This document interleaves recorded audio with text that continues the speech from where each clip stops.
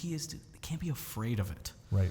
You know, look, do we need to build some processes around it? Absolutely. You know, how we execute on their social media platforms, you know, and what content gets put on their social media versus what content comes on our social media.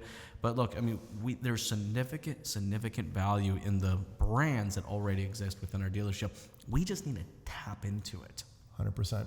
And, you know, I don't know where we are in closing here, but I want to say this before I forget. You know, I think we forgot someplace along the way. Business, and our business in particular, why I'm still in it, it's fun. Yes, the car business is fun. So I take your businesses extremely seriously. Good evening and welcome to another After Hours with Jay podcast, your source for cold beverages and hot discussions. Tonight, Jason is jamming with Duane Marino. They'll be chatting about culture, attitudes, and defining your why. Make sure to get in these tips while they're hot with your host, Jason Harris, after this quick word from today's sponsor. Sales, marketing, automotive. Jason Harris has done it all. This is the After Hours with Jason podcast. After Hours with Jason podcast is sponsored by DDS Beer Club. Beer specifically crafted for hardworking sales professionals. Find out more at ddsbeerclub.ca. Hey everyone, thanks for joining us today on another episode of After Hours with Jay, even though we're going to do it early in the morning. So today I have my guest, Mr. Duane Marino. Duane, thank you so much for taking the time to come jam with me today. Hey Duane, for everybody out there that's watching or listening to this, can you just give us a couple minute origin story that is Duane Marino? So we have some context. Yes. I always start off right at the bottom of where I started in the car business because I'm kind of the most proud of that because it really goes to show you can do whatever you want in this business if you work hard and use every job or career as a stepping stone to the next one. So 2 phrases before I get into it. Something I was told when I was repossessing cars when I was about 21 is in this business, because we sell into a community and the car business that we work in is also a community of dealers where every dealer knows everybody. Now with social media and LinkedIn, you can find out about anybody. Never step on any toes, my friends, because one day they're going to be connected to the same bum you have to kiss. And the other one is you only get hurt if you don't give it 100%. I really believe that. So with that being said and done, I actually started changing oil when I was 16. Then I got a job the next year at a Chrysler dealership. Was there for almost 3 years doing PDIs and detailing and service advisor desk a little bit and changing oil. And then up in the showroom, I was there for almost 3 years. They went bankrupt. I went to General Motors Corporate after I graduated from university. Stayed there for 7 years, most of the time at GMAC. Started their training programs nationally, became their national trainer, and did sales training, F&I management training, all kinds of stuff. Started the CRM business. So I launched CRM for car dealers in the mid to late 90s. When I left General Motors, there was no CRM, believe it or not, and ballooning lease portfolios at the time. Dealers needed help with managing that. I was also working with a gentleman that owned a couple of Chrysler dealerships, and his dealerships as a closer and a liner, and doing training and setting up my training business. So I was wearing 3 hats for about 4 years. So the CRM piece, sales training, and working at his dealerships on Saturdays and Sundays. And then I, around 2001 or something, 2000, I went completely on my own. And now I do training all over Canada, into the US. Got the biggest online training portal of automotive training videos in the car business by a long shot, all super modern. None of the videos and chapters are more than 3 years old. 3 books on Amazon, permanent training center. We're just finishing up downtown Toronto, right on Lakeshore there on Queens Quay. And yeah, life is okay and staying busy. And I got a couple of trainers that stay busy as well. And we're in dealerships all the time. Also doing regional seminars. Just in Calgary last week with about 400 people. And just like Jason does, you just try to make it look good from the outside, but it's a lot of work. Just stay busy is all we can do, right?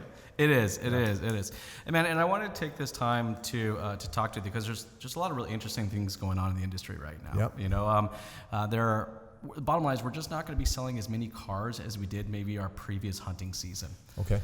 We've hit kind of a plateau. We've had 5 or 6 years of nothing but prosperity, Yep. which is awesome. But, Yep. We can only maintain double-digit gains quarter after quarter after quarter for Yep. so long, Yep.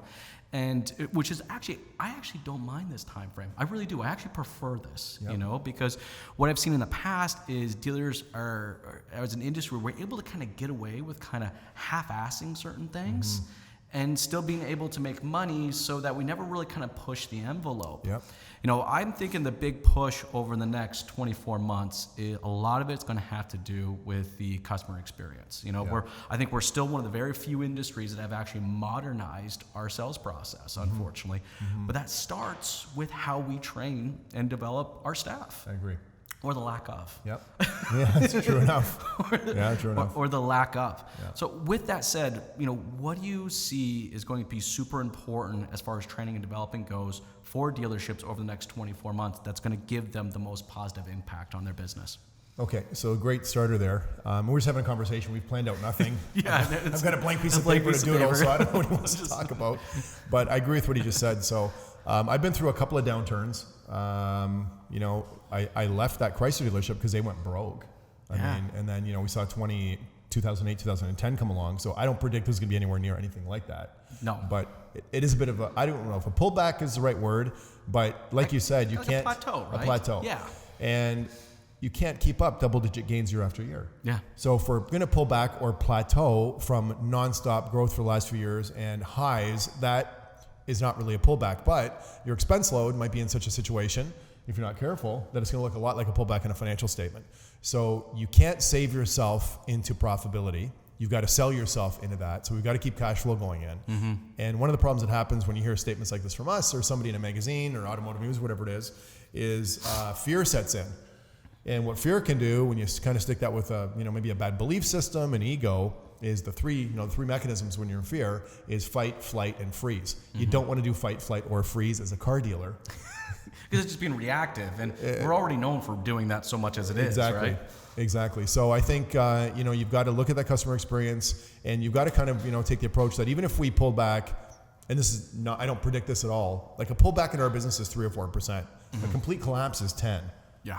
As a number, as an analogy, if you pull back 20%, that still means 80% of the people out there buying is normal. Yes. So you got to go after that 80% in a sharp, hard, smart, customer-centric sort of way, and not shoot yourself in the face in the process by becoming overly aggressive or stupid with how you're doing things. So I do like what he just said. The better operators and the smarter managers, and my good late great friend Joe Girard, as he told me a couple of times face to face, his best years in the car business, and he was a Guinness Book of World Record salesperson, was the years when Detroit retracted. Yeah. Because he looked at it and he says, well, now I know my competition is probably going to go to sleep or get scared, and if I go after this 80% of the market twice as hard or 3 times as hard as I did when things were going great, I'm going to pick up even more business. And he proved that to be right. So this could be a great time for smart operators and people that way.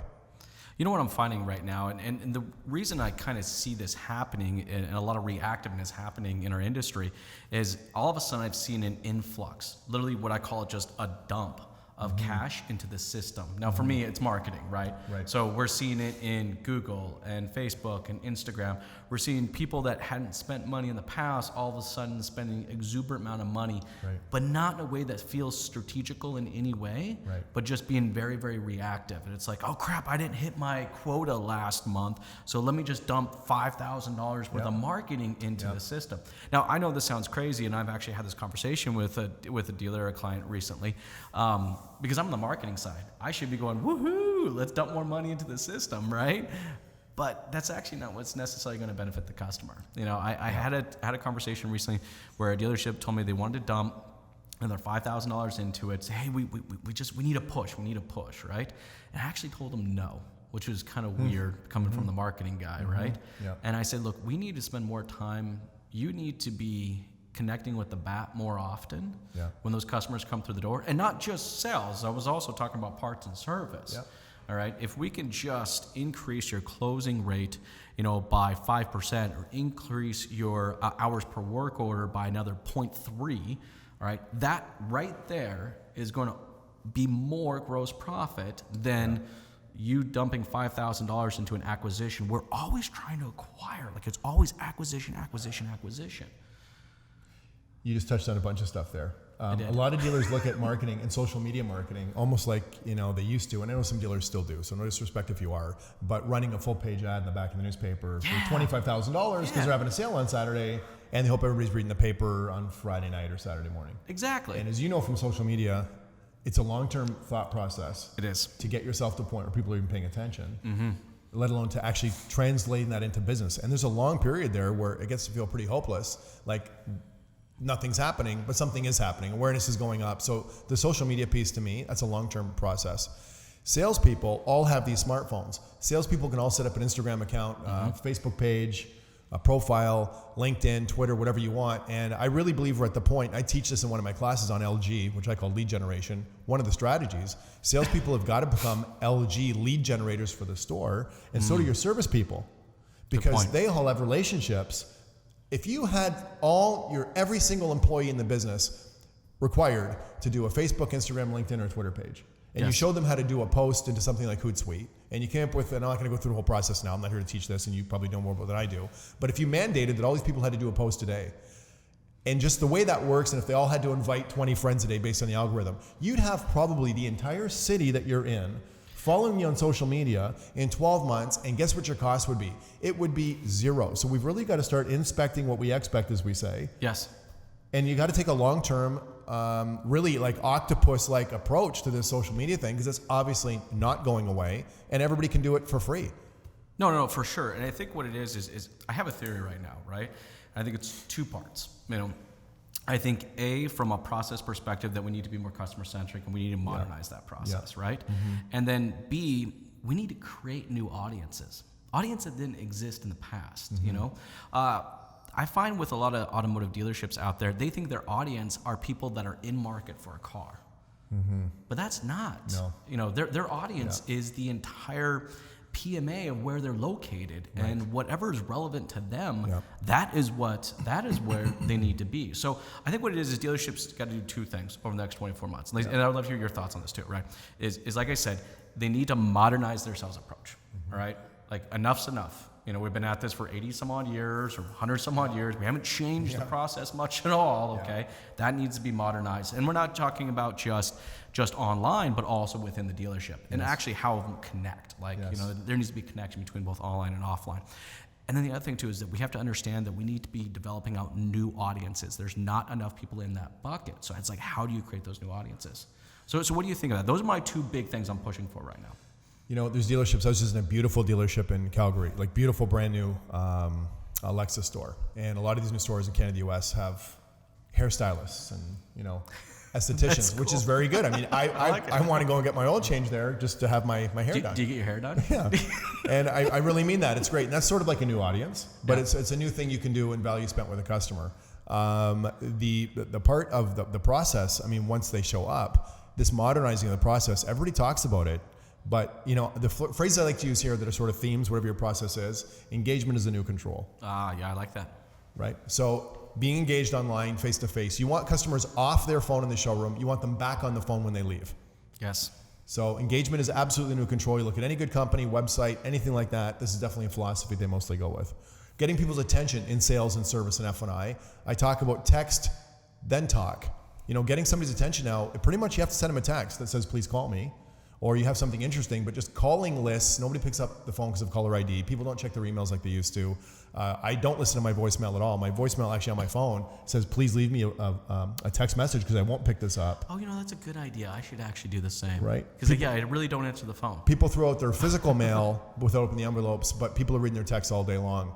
And we've got to take it down because attention spans are getting shorter all the time to the most fundamental, important parts of the process. Get rid of all the fluff that we talk about and teach, and just make sure those few things go well. The customer interaction, lead generation, test drives, proposals, in service. I call it a 3-minute upsell. You better be able to really hit the pain and pleasure points of a customer doing service or not doing service quickly, because people today don't really sit there and want to be sold. So it's got to go right to the heart of the matter fast. Feature advantage benefit selling doesn't really work the way that it used to work. And in F&I, if we get the transaction time down like we do for our clients to under an hour, they have more energy for the finance manager, but then that finance turn better not be an hour and a half either. So the whole thing has got to really become more effective and more efficient from first point of contact, social media, when they're in the building, when they leave. It just has to be streamlined. There's a lot of fat on process right now that people don't pay attention to. It's white noise. It's ineffective. Well, and I think process is key. I think that's really what it kind of comes down to. I mean, look, you've had the opportunity to be in hundreds, if not thousands of dealerships like I have over the years and years we've been at this, okay? And I am still blown away that it's 2019 and I can still walk into it. And Duane, I'm serious. Yeah. Over 50% of the dealerships I walk into do not have a written process. And I might actually be, the 50%, I might actually be somewhat low there. I might be generous. I might be somewhat generous to everyone that's watching this right now. Yeah. And you know, the thing is too, I'm no spring chicken. I've been around the business for a long time. A lot of managers, and this is not a shot against management, it's the fact how things have moved so quickly the last 5 or 10 years because of technology. Yes, that's a good point. Is they're in love with the training they took in the 80s and 90s and 2000s that worked great 10, 20, 30 years ago. But a lot of it, quite frankly, is causing brain damage in your salespeople because they're going to put 2000, 2010 even process in front of a 2019 client. Yeah, that's very true. And so not only training and process is important, you got to train what works and what makes sense today, because the only thing worse than not training is training stuff, memorizing stuff, mastering stuff that doesn't work, because we're creatures of habit, and now you got to change that habit, and people can't change their habit. So it's a very odd time for me as a trainer being in stores, as you mentioned. Okay, do you have a process? Do you have a written process? And if you do, let me look at it, because there's so many conflicts today with how people are going at things. It's absolutely not even funny. Yeah, and I just don't think, we don't seem to document our efforts and our processes and our ideas. It's like, I was in a meeting recently with a big dealer group, and they started talking about the connection between their online dealership and their offline dealership. All right, and the processes that were going to be required to make that kind of a seamless transition. And I was in this meeting. It was a great meeting. Great ideas were being tossed around, and I started to look around and realize that nobody was documenting this. Nobody was taking notes on this conversation. Right. It was like, and I kind of I had to stop the meeting, and I was like, hey guys, I feel like there's a lot going on right now.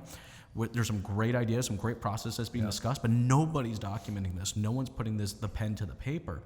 And I don't know, why are we afraid to do that? I almost feel like there's a fear behind putting the pen to the paper when it comes to a process. Is it because it holds us accountable? Is that why? There's a few ways to sell cars. Throw money at it. Just keep throwing money at it. Okay, yeah, I've seen that happen a lot. Make everybody work the B shift, which means be here in the morning, be here at night, and everything you get done, get it done. The bell to bell, yep. Developing our people, which is what we're talking about here, in your process, or prayers, meditation, and wishful thinking. I will tell you, prayers, meditation, wishful thinking, and I do all three very often in my life, is not necessarily a great business plan. And it is the accountability piece. Yes. There's some environments where you're better off not to have a written plan or an idea, because if it works out, that's great. If it doesn't work out, nobody's losing their job. Yeah. So there's a bit of a fear for that, and then we try to make a change. You're up against the fear of change, habits, laziness, the patience to wait till it works. Developing and changing process in people is never easy. And our advantage, I always, and I mean this, I don't profess to be a guru at all. We've been in the business a long time, get to see a lot of different dealerships. We are not emotionally attached to your business. No. I am to mine. When I have people come in and give me ideas on my business, I absolutely feel my back getting up and my blood pressure and getting confusion and getting upset, because very true. It's my baby. Yeah, of course. But they make some great points that I don't see because I've got my head in the sandbox or up my too much. So by somebody like us coming in, sometimes we just are able to start a dialogue because we're not emotionally involved in the business that somebody in that business is just not able to do. You have too much sweat equity, too much ego in the game, too many fears, too many of your own beliefs, and it's not that we're smarter, but bringing an outside consultant. And sorry, Jason, I often say this: a lot of dealerships could really figure out a lot of stuff if you went to go be the sales manager at your friend's store for a week, and they came to be a sales manager at your store for a week. I like that. It's a good exercise. I think that's a or wonderful service advisor. exercise. We should swap. Just swap. Just Job swap. Let's just dealership swap. Let's literally dealership swap. You'll see everybody else's. Your sales team comes over here. My sales team will go over there for the week. You'll see all the dysfunctional things going on in the other building that you stopped paying attention to because it just now became a normal habit. So the outside eye, there's a benefit to that for sure. Do you know anybody who's ever done that? I would actually love to do that. No. I'm actually trying to think. I know a couple guys I might actually be able to do that and then document it. Although, all right, you just created another podcast idea for me. Right? This is why it's dangerous for me. You know what? Wouldn't that not be an awesome idea? Okay, wow. We should do it. And have a camera following these two people around, men or women around. That, you know what? That would be to document what they learn. Great episode for you. Now, dealer group. Not like I got enough video as it is anyways, right? Dealer groups will often try to get somebody to spearhead, change management or oversee process. And those individuals, I deal with a lot of groups, they often talk about, how do I get this working in all the stores? Because even though they're seeing it from the outside, after a while, they just become another manager, another face. they kind of get, however that happens, put on a shelf a little bit, and you're back into the ego situation that you're into. I don't mean in a bad way. You need big egos to be in our business. We get so much rejection. Ego is not negative, but it's a funny cat. It's a funny animal for sure. Actually, I think that's a great point. Ego is not negative. No. It's how we use it that actually makes the big difference. Absolutely. And I don't think that's been said enough. That's a really good point.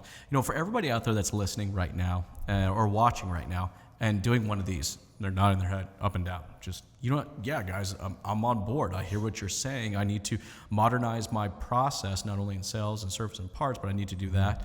I understand that I need to create some new audiences. Let's start with the process side first. All right, let's give these guys kind of a bit of a blueprint or direction to start. Now, I know there's a lot, okay? But if we just gave them, what would be the first thing you would start on in sales, and then a first in parts and a first in service that would start that road of modernizing their efforts? The fundamental foundation for all process is attitude. So you can train. Yeah. But if you've got a bad attitude in the dealership, or if everybody's always afraid of their jobs, or they're dealing with a management team, which is a different personality every day, that's going to be a problem. So you really have to somehow address that's where it starts. From the sales perspective, again, I don't tell people who to hire, but if you're hiring from another dealership, you got to be wondering, why is the person leaving the other store? If they're a top heavy hitter salesperson and you're not being asked to pay a bounty or a bonus to get them, are they really that top? So what happens very often is we recycle and retread people within the business, which is going to be a problem. Yeah. So do you have a position, or are you in a position in your store where you actually have a training process? And I hate to say, that is documented. It could be literally a book or videos, or you write your own. But when you hire new hires, do they just kind of get lost, or is there an indoctrination, a system? Is there a way to have them, understand the whole business and the position? So it starts with me, quite frankly. So hiring new people without any habits, to me, is a better game plan very often than hiring people from other stores. Go ahead. Okay, so we're going to start with attitude. Yeah. All right. First thing, before we go anywhere, Yes. before we start documenting things, writing out processes, everybody needs to be on board with the same attitude. Yes. That's what you're saying, right? Yes. And if you need a book on that, there's a book on that. There we go. But no, that's a good point, though. Yeah. But let's lay it out for them. Yeah. I know we're talking baby steps here, but I think sometimes we need the baby steps, because what ends up happening is that we just kind of we'll just bypass all the foundational efforts and we'll just go straight to the girthy stuff, the fun, hairy things is what we like to play with, right? Let's talk about the true foundational stuff. These guys want to make a significant difference at their dealership. They want to make a positive difference at their dealership. That very first step is everybody's attitude has to start to change. How do I go about doing that? It starts with everybody walking through the entire building before they start their shift. I really believe service people should start in the showroom, walk to the back. Salespeople start at the very, very back. I mean, the people washing the cars walk to the front. So having relationships in the building help everybody, because you can air your laundry, and just things go better if people know each other. A lot of people don't even know the names of everybody else in all the other departments. That's actually really true. I'm actually been surprised by that. Right. Didn't even know that guy worked here, kind of a thing. Exactly. Yeah. So I think a morning walk or a pre-shift walk has to happen. I also like 5-minute meetings 5 or 10 minutes before the shift is supposed to start, where it's just a little rah-rah, a little pat in the bum, go have a great day. And if there's any kind of situational stuff we have to talk about, it's there. So those two things to me. Sorry, real quick, just going to stop you there. At a department level or an entire dealership Department. level? Okay, I would like to say the whole dealership, but that's impractical. Okay. But I think a service manager can meet with his advisors, a sales manager can meet with the salespeople, an F&I, and the parts, if there are the people in your parts department, some only have 1 or 2 employees. But I think just a good morning, how are you? Look at everybody in their eyes, make sure they're fresh, dressed, ready to go. It's a culture. Culture is something that is created habitually over time. And you all have a culture. I mean, I have a culture, you have a culture, but it's the kind of culture that you want to develop your team. So I think that beginning of the shift is key. Then the coaching part. I mean, are you walking around and criticizing? Are you publicly reprimanding and privately praising, which is opposite? You should privately, reprimand and publicly praise. It's like I tell people that are in business and sales, you want to complain in private, compliment in public, if you're having a problem with the business. I like that. That's right. Good. So I think attitude is a way of living. The other two things, goals, and not just, targets and numbers and metrics and percentages and time, but even goals is, okay, so, John or Julie or Susan or whatever, if we hit this goal, how does this help you in your life? Okay. How does your stress drop? How does your income go up? How does this help your mobility later on in your career? So sometimes as managers, you have to connect those dots and keep sharing how this helps not just you and the department and the company, it helps those individuals. The other piece for me besides goals, which is where you're going, is gratitude. I'm a big believer in it. If you're grateful for having a job, if you're grateful for having customers, everything is better. And as soon as you're not grateful, it gets worse. So if you don't have the goals, if you don't need gratitude, when I talk about people about staying in their lane, that's their lane. Stay in your goals, stay in your gratitude. This keeps you in your lane and keeps you on point.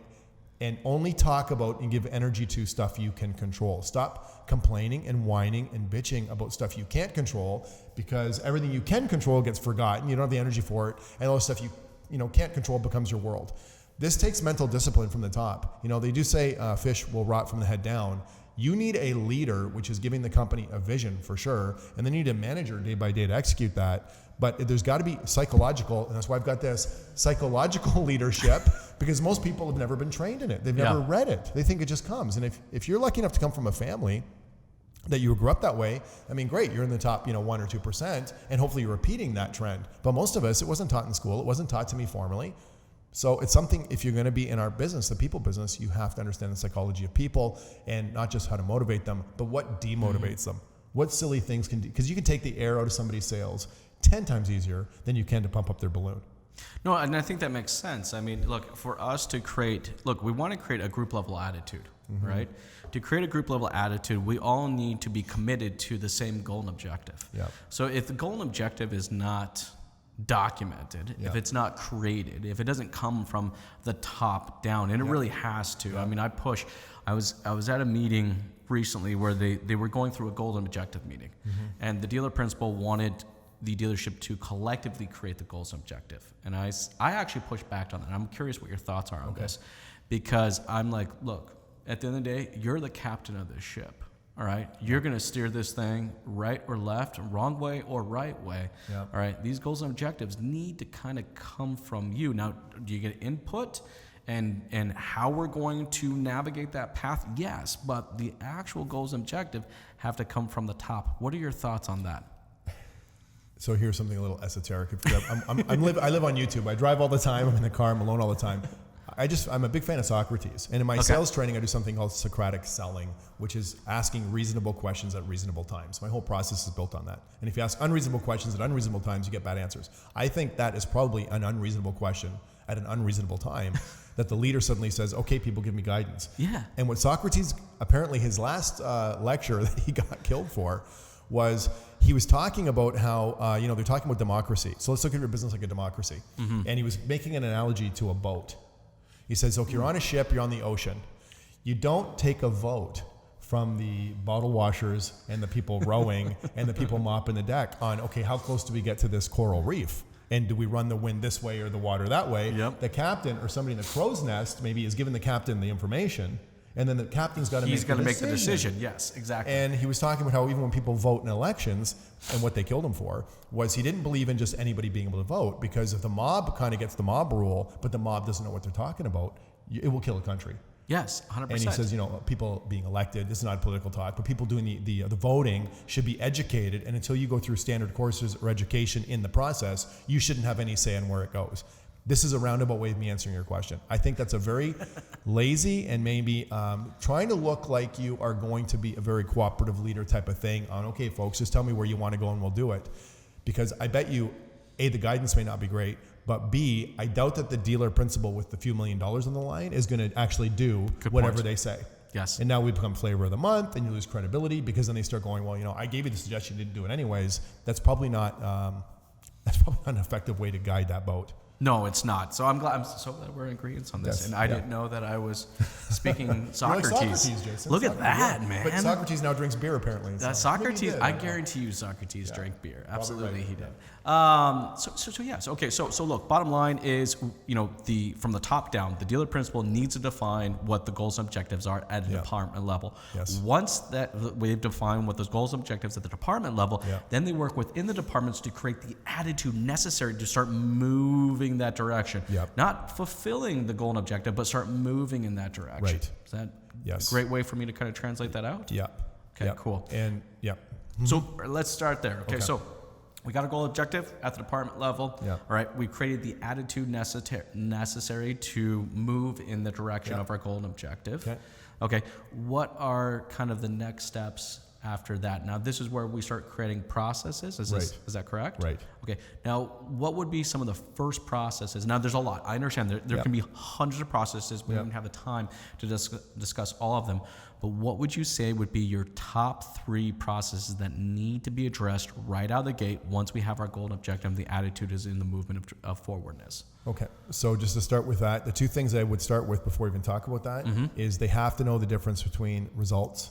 The results always in a result goal should be measured by something empirical, something evidence-based, so you know if you've surpassed it or if you're getting close to it or if you're not moving. So this would be a number, a percentage, a dollar amount, or time. Nice. That way we know we're moving in the direction. Yes. Okay, that's very important. That's step 1. That makes sense. Then we have to separate, okay, there's the result we want to go to. Now we have to change activities. First one is attitude, but then what activities, what behavior changes are we going to look for in our organization or department to start moving the bar, or I guess the numbers, towards the new bar that you've set, towards those new metrics. So we have to separate activities and results and what that means.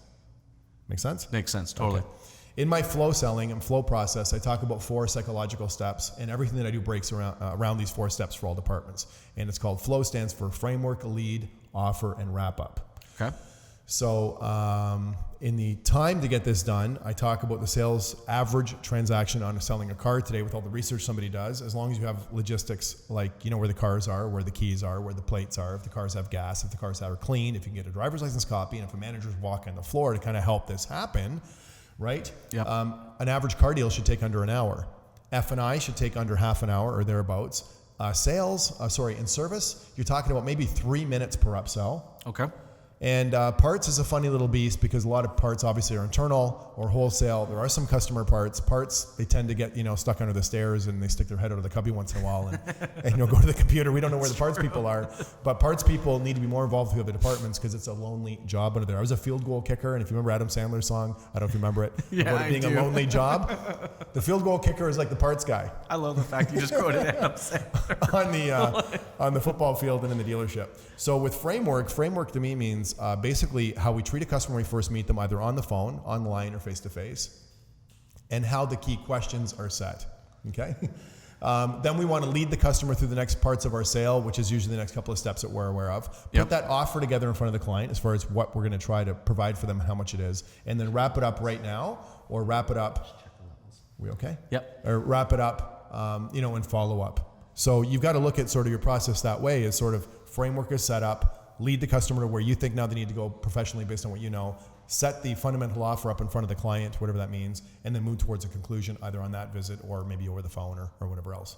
That totally makes sense. So okay, so this is perfect. So now we've defined the goal and objective. All right, we've created the activities. We've started that initial process. All right, to start moving in that direction. Yep. Now I guess it's just kind of a matter of documentation, really kind of working at every single, how we answer the phones, to how we meet and greet the customers, to how we do the test drive, to how we check them in for service. All right, everything kind of needs to be, the processes need to have a direction. Yep. So this is what my next question is going to be. How do we give those processes directions? Okay. Like we want something to kind of move that along. It's not just the goal and objective, right? We know what the goal and objective is. The goal and objective is to increase our closing rate by another 10%.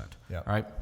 Our goal and objective is to increase our service work orders by 0.3, 0.4, hours per work order, right? Yep. But what drives the how we do it? That's where I start getting into the process. There's something called chunking. So what chunking means, like in a phone number, what they found about 100 years ago, was somebody, once you got past 5 or 6 numbers in a phone number, people couldn't remember the phone number. So now we remember how many is it? 7 numbers, because we had 3, 3, 4. Yeah. Right. Credit card numbers. I know my credit card number. I don't know 16 numbers in a row. Yep. Because it's four sets of 4 for most credit cards, and I don't know my serial number on my car because I don't need it. But it's too many digits together. But if you chunk that into 3 or 4 or 5 segments, you probably could memorize it. So my long answer there, and I always go back to psychology because there's a reason for why I'm saying what I'm saying, is the certification processes some stores went through years ago.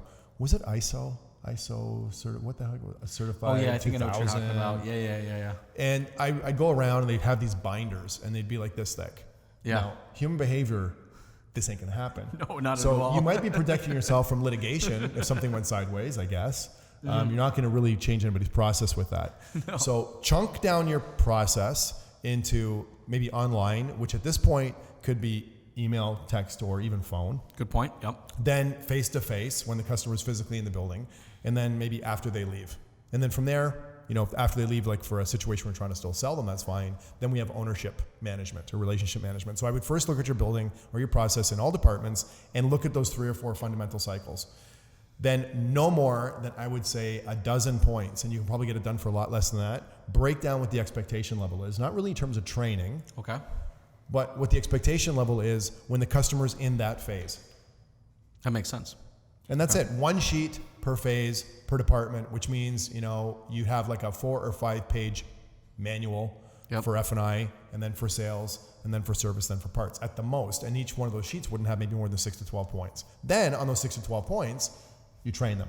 Okay. How do we do this? What would when this happens? What's the situation there? So you've got to, start very small, little bigger, almost looking at like a pyramid. But the documented part is the small part, because at the end of the day, listen, I've sold a lot of cars and a lot of things in a lot of different ways. Some are kind of funny. Some are, take you 6 months.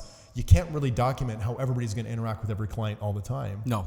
It's impossible. So you train on those situations. Yep. It's like like sports. It's exactly Here's the play what it we're is. going to run. Now, how it happens, that's time for game tape and go, oh my God, that was magical. How'd this ever go down? Yes. But the play was there. So it's got to kind of take that approach. You'll never be able to execute it. Your people won't even understand it or remember it. So that's when we start creating the playbook. That's really kind of the next step, is creating the playbook. Yes. So I have a theory on this, and I'd like to get your kind of thoughts and opinions on it. Okay.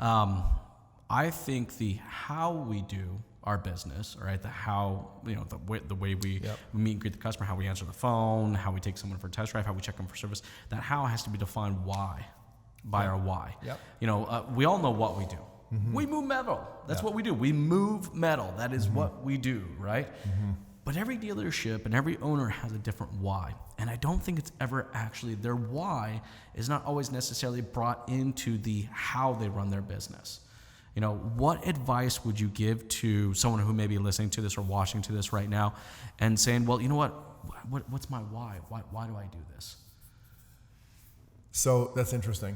Being a business owner, I've got, stuff that I've got going on in my personal and my professional life. And you're absolutely right. Because the why actually will change based on where you are in your career, your age, there's all kinds of stuff, how old your kids are, what they're going to do, not do, there's all kinds of things. Yep. I think sometimes the fear, I'm not asking dealer principals to do this because I have my own whys, is you don't want to tell people your whys because maybe they won't agree, or it's something you want to, like, is your why to make, a shit ton of money? Is your why to have the number one car line in that's your... okay, That's like, totally it really fine. is. It's totally okay. Totally okay. And how you go about that is going to be just for the next financial statement, cutting a bunch of expenses so you can show that profit. Is your why to make money and hide the money and, just put on your financial statement, what looks to be something else, but it's actually your boat and your $5,000 a week in gas. Like, do you want to set it up for your grandchild? Do you want to set it up for your spouse? Like, there's a lot of things. Like, do you want to just ramp up this business? And I know some dealers that do this. They buy a dealership and they have a 2-year game plan. They maybe don't want to tell everybody, but in 2 years they're going to sell it and just try to, who cares? But the owner better have the why. Yes. Then that why has to be probably at least told to one other person, which would be your top manager, be your GM or whatever else. That person has to be bought into your psychological, emotional why. Then from there, however that plan gets disseminated, I don't know, but I'm going through a transition right now on my own whys, just based on, again, my kids' age. They're both out of school, they're at university. I'm looking at my next 5 or 10 years totally different than I was even 2 years ago. Sure, of course. Because that whole thing in my life has changed. Yes. And they were part of that picture, and they still are. So, hey, kids, love you. But you're right. The motivating why from the top down needs to be clearly understood by the owner of that company. And if you're publicly traded as a dealer group, that's different again. Yes, It's stock your price. why can change a lot. Maybe it's stock price or acquisitions or conquesting other dealerships or markets. I don't know. So, and I think I feel like a lot of times we just kind of miss that step, right? Yeah. Like, I agree with you. Your why will change, Yeah. all right? Right now, summer's coming up. My why is going to change, okay? My kids are 4, 6, and 8. Wow. 2 different parts of the trade cycle. Yeah, exactly, right? Like, Yeah. my why is going to be, why I run this business, so that I can go spend every Friday, and I take every Friday off during the summer, and beautiful. I can go spend it up north, on the boat and, skiing with them and just being outdoors and stuff like that. Yeah. So my why will change. But I think if we don't define what our why is, and like you said, share that with at least one other person so that we have some accountability behind that. Yeah. All right. Then the how doesn't always necessarily get matched to the why. All right. The first dealership I worked at, their why was all about money. That's straight up. That's what it was. Right. And again, not saying this, but it's whatever it is for yourself. It doesn't make a difference, right? Yep. But how we ran the business, how we sold cars, how we serviced cars, how we sold parts was all based around one thing. Right. And that was making some serious money. Yeah. And that's that is how we did it. Right. Did we do it necessarily in a customer-centric approach? Probably not, but that's because the why was so powerful. Right. So I think we just have to spend a little more time doing that why before we get deeper into it. I think it's very accurate. Yeah. That's cool. And my why in my business, as corny as it sounds, I really was saved in a training room. I always tell this story to a lot of groups. In Birmingham, Alabama, when I was like 25, I came across the self-development, personal help, sales training industry. I didn't even know it existed. And I still, every time I get in front of a group, I'm thinking there's somebody in here like me that is, just thirsty like somebody in a desert, and maybe I'm going to be their glass of water. So that always is my why that leads everything I do. Then after that, I've got secondary whys. But it was very, very important to me early on that I identified that, because it changed how I ran everything I did and stuff that I offer. Totally. If I can't help people, can't give it back, I'm not going to do it. And it's not always about money, although money, obviously, cash flow is necessary to keep a business going. No, and I think that's a great thing. So I think we've given kind of a good chunk for them to chew on, especially when it comes to the operations process, right? First, just to recap real quick, guys, defining what your goals and objectives are, and we both agree need to come from the top down. Yep. Not necessarily a conversation. The person at the top who's really signing the checks and has ownership of this place. Now, there could be a couple of people, that's fine. Sure. But those goals and objectives need to come from that top, right?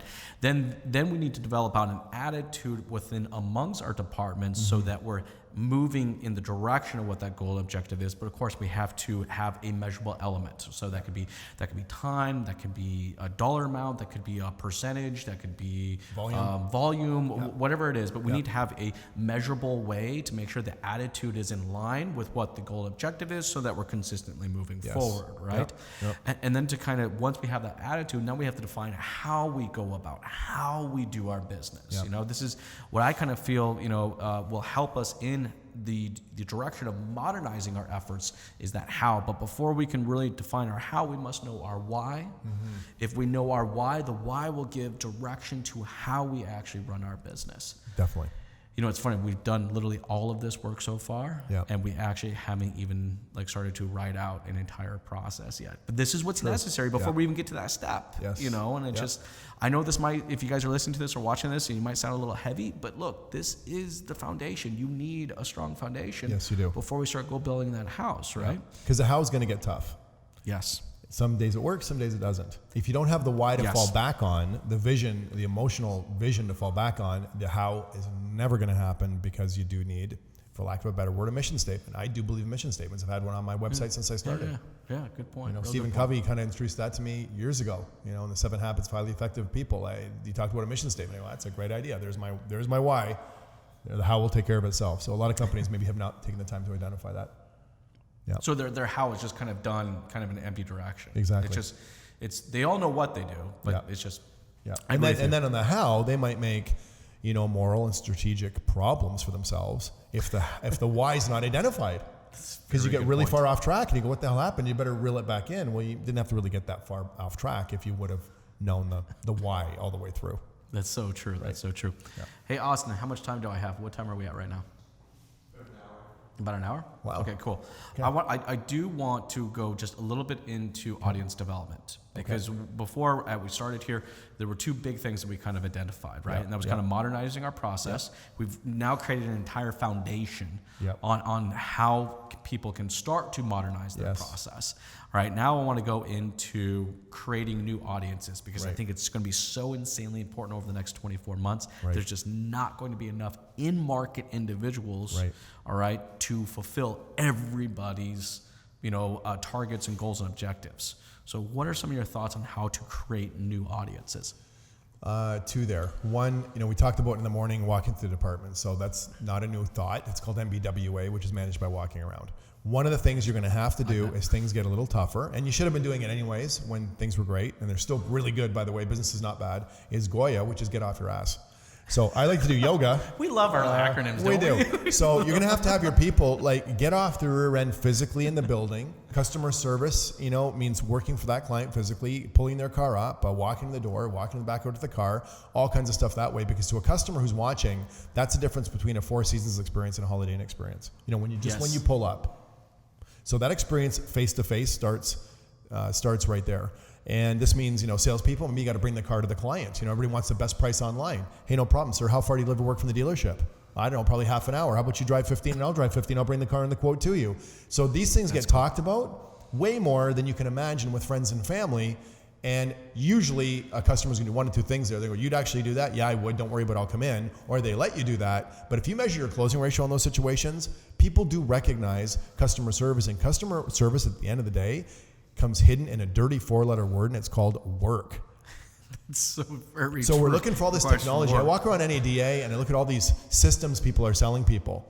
Okay, now I want to watch you execute it. We put layers and layers and layers and DMS on CRM and paperwork on top of it's craziness, and nobody's looking to work. So I'm sorry, until things change drastically in our society, and then it's probably going to get a lot worse when it does. We've got to work for this, so you got to Goya, get off your end and make it happen. The other side of it is your business has a personality. Mine certainly does. So some of the things that you'll see me post online occasionally is there actually to get rid of people that are never going to do business with me anyways. I have a strong personality. I like to have fun. I'm straight up, a little bit too straight up and direct for my own good. I won't deal with clients that teach their people to lie, cheat, or steal, because I don't want to do it. So I'll put a posting up which causes a little bit of fluff some people's feathers the wrong way or roughs them the wrong way. Quite honestly, there's a certain personality type that would never do business with me. Okay. It's not a big percentage. But when they kind of, I see how they react, or something that I do in my training seminars live, something I say or something I'm doing, if they miss the point on that, they're going to miss the point in everything. So from that perspective, as a trainer and a messenger and a message, it's different than a dealership. But in the 4 social styles, we have amiable people that are very low key. We have expressive people that like to get out there and be noticed. We have analyticals that are all about information, and drivers like to be in charge. You need to sell cars to all 4 of those people. But your ownership, your leadership of the building has a personality style. It's not a bad thing if your dealership has a personality. Okay.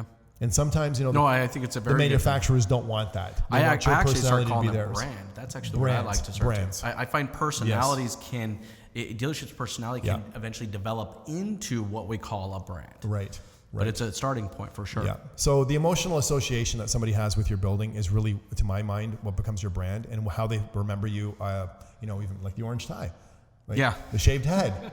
I mean, whatever it is, if it's your shtick, whatever it is. Start the bald club. Yeah, that's right. Start the bald club. Bald club. Way ahead of you on that one, but so pick a brand, a personality, and be consistent and go with it. You don't want to tune people out. You don't want to segregate your markets. You don't want to chop people off. But if I pull into a building and have an expectation of what it's going to be like when I'm in there, it makes it easier. Yes. I mean, Starbucks is a different feeling than maybe Krispy Kreme. So I can. I'm going to kind of process what you said there, and tell me if I'm right or if I'm wrong or if I'm off a little bit. For us to kind of attract more people in market into our funnel, then really what it is we got to stop telling people, what makes us different, what makes us unique. We got to just straight up start showing them what makes us different and what makes us unique. Yes. And by identifying that and by showing that, we'll attract new audience that wasn't necessarily there in the first place. Because like you said, the dealership can have personality. Yes. People want to associate from a psychological perspective. They want to associate with similar personalities. They're drawn to similar personalities. That's why I think obviously why we connected so well, right? I mean, I agree. Met for that first time. We did. It was right away. Similar personalities. Easy. It was easy. Yeah, it's true. So showing that versus telling that, and that's where I think we get into documenting and how insanely important, like you say, 1, 2, 3, 4, 5, how video plays such a huge part of that. Because how else is anybody who's out there listening or watching this right now ever going to know our personalities unless they actually consume us? You're right. So it's. The story of the dealership needs to change. It's not just the story of price. There's a much deeper story, all right? I imagine a lot of your business, similar to a lot of my business, comes to me because people absorbed my story.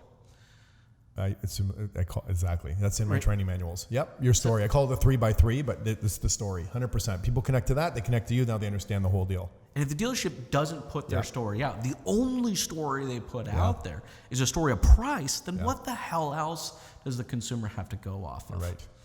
And that story can't be so fine, it can't appeal to such a small part of the market that you lose the other part. Like I went through those 4 personality types. I'll do an advertising audit with a dealership, and I just go, okay, now that we understand those 4 personality types, which one are you projecting mostly to the market? But do you have stuff that's appealing to everybody?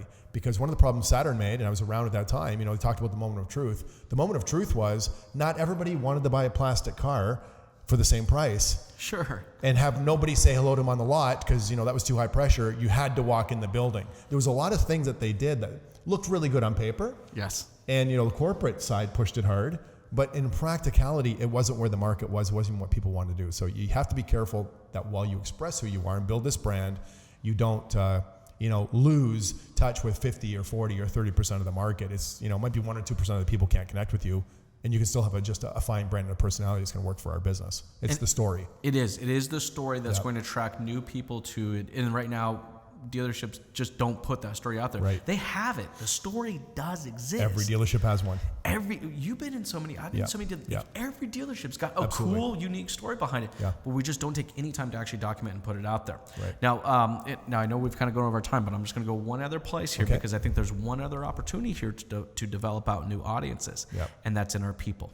And you kind of mentioned this a little earlier on, right? Yeah. Is that every single person within our dealership has a brand, has a personality, has the opportunity to develop out an audience even outside of automotive, but then is related backwards, right? I have I have 3 ideas for you there, but go on. I don't want to forget them. Well, I just give a quick example of what I'm talking about here, and then I want to jump into Duane's examples. Is I have a salesperson that's just a huge fan of Air Jordans. Okay. I'm not. Okay. I wear the same orange shoes I just bought another pair. I like them. They match your I tie. actually have to buy them on eBay now. Yeah. But he's a big fan of Air Jordans, and that's where he feels he just is so passionate about it. Yeah. And he likes. Does he wear them to work? He does. Beautiful. And he's got them on his desk, and he likes to tell people. That's he how you likes remember to the guy. educate people about it. Yes. So we started documenting some of this information and putting it out there, and sure enough, he started creating an audience. Now everybody knows what he does for a living. Right. Everybody knows what he does for a living. He sells cars for a living. Everybody knows that, right? Yeah. But they know him personally from a place of passion behind this very niche passion that he has of Air Jordans. Right. Because of that, he's been able to create an audience behind that and generate business. Amazing. Because I call it it's not my term, it's a shtick. That's a shtick. It's a brand. It's a personality. It's something for them. Yeah. Yeah. Yeah. So, okay, you have 3 great No, just 3 or 4 things. You just mentioned about leveraging your people a little bit. And the first one's extremely old school. Does your detailer to your dealer principal have business cards? And do they carry them around? Yeah, that's true. Do they carry them around? And does every single person have a business card? Yeah. And is there a picture on them? I know some manufacturers don't like pictures on cards, but people are genetically programmed to remember faces, not names. So get a secondary set of cards, maybe the backside that can be a little bit funny if it's one of the cartoon pictures now you can do with software, but pictures on your cards, and does everybody carry a card? The receptionist, everybody. Yeah. That's the first one. Second one is social media. Are they required to have, and when you do your pre-shift meeting, have everybody throw the business card on the table. Say, oh, Craig, who's in the meeting? I forget all your names. Oh, I don't know who you are. Where's your card? Make them produce the card out of their pocket every day in that pre-shift meeting. I love that. Social media. Are they on all the major platforms? Are they doing a post a day? A very simple post a day, which that can be managed so easily it's not funny, but they all know people. And this can become part of your brand, is that barbecues. A lot of dealerships will do barbecues, do all kinds of stuff, for Customer Appreciation Day. Segregate your client base like you're supposed to be doing for private sales. A lot of dealerships are hitting their customer base. Some brands and some dealers worse than others. But these weekend sales, every weekend's a sale. There's always a guy sitting at a table in the showroom, and you hit the same customers every week. It's a little too much. It's a good intention, but you're losing it. So you should be segregating your customer base for private sales. But where I'm going with this, with the business cards they have to carry, the social media they should all be posting to, is segregate your customer base by employee, if we want to call it this. And when you're doing a weekend sale or when you're doing a barbecue, that 5 or 10 employees, it's their friends they have to invite. Gotcha. So they're inviting Gotcha. their friends in like that. piecemeal fashion. So every salesperson, every service person, they're somehow inviting their friends. It could be text, social media postings, could be whatever, but they have friends that you can invite as a private thing saying, hey, this is only open to 5 employees' best friends, and come on down, we're having a barbecue on Saturday. You're this person this week. So that's one piece. And the other one is even looking for staff. Do you pay your team members referral fees for people, friends and family and people they know that get hired, which might pay a small amount of a couple $100, but stay. Somebody stays for 3 months, you pay them $300. They stay for 6 months, you pay them $600. They stay for a year, you pay them $1,200. Do you actually incentivize your team members to bring in their better people so they get a bonus? There's lots of things we can do, but that again it goes back to branding, goes back to culture and personality of the company. No, that totally makes sense. Yeah, but that's a great blueprint. I mean, it really does give them some direction as far as what they need to capitalize on these individual brands. Right. But I think the first step, like we said earlier, is that the dealership needs to acknowledge it. Yes. Right? And the key is they can't be afraid of it. Right. Look, do we need to build some processes around it? Absolutely. How we execute on their social media platforms, and what content gets put on their social media versus what content comes on our social media. But look, I mean, there's significant value in the brands that already exist within our dealership. We just need to tap into it. 100%. And, I don't know where we are in closing here, but I want to say this before I forget. I think we forgot someplace along the way. Business, and our business in particular, why I'm still in it, it's fun. Yes, the car business is fun. So I take your businesses extremely seriously. Anybody that works with me I've got some clients now that I'm training with me consistently for 25 years. 99% of my business is repeated referral. I don't have a big social media presence because I've never needed it. Yeah. I mean, I'm up there, but it's not something that drives my business. I probably should do more of it, especially looking to expand in other markets like in the US. We can help you with that. Have fun. Take your business seriously. Stop taking yourselves so seriously. That's true. Have some fun. You can't brand. You can't have personality in the business. You can't have motivating whys. You got to stop taking yourself so seriously. And I don't take myself seriously at all. Anybody's been in my seminars, I don't take myself seriously at all. It's part of what gives me longevity and keeps me going. But take your business seriously and have some fun as a team, because that's attitude. No, it's totally true. Look, we take our goals and objectives very seriously, but our how needs to have some personality into it, right? We need to have some fun, and dealerships, I think that's a great way. That's actually a great place for us to end. Okay. It's really at the end of the day, you guys need to be having some fun. We're having fun doing this, Camera right? 1, 2, 3, 4, Camera 5. 1, 2, 3, 4, 5. Yeah, exactly. Hey, for everybody out there that's listening to this or watching this right now and love to connect with you, Duane, and learn more about you, what is the best way to connect with you? So Amazon, if you haven't caught it, I have 3 books on Amazon: Money, Sales, and Attitude. By the way, for anybody out there writing books thinking you're going to make money writing books, you don't. These are good marketing pieces. Yes. I'm not making a lot of money selling my books. My online training. It builds the brand. That's what this is my personality. Builds the brand. And yes. if you read these books, you get to know me. Like my story's in here, so it's a very good point. It's part of that extension. My website is www.duane, D-U-A-N-E, Marino, DuaneMarino.com. Go to my website. We're just redoing the front page. Technology moves all the time. But anyways, online training. I've got 3,000 videos behind a paywall. Seminars, full-time training office downtown Toronto. And our email, if you want to just write this down if you need it, if you can't find it on the website, is info@DuaneMarino.com, or just jump in the live chat. We've got people there all the time in the live chat. We'll talk to you. So we're easy to find online, and lots of social media stuff as well. Thank you, Jason. Duane, Always a thank pleasure. you so much, man. That was a blast. Thank you. Really appreciate your time. Thank you very much.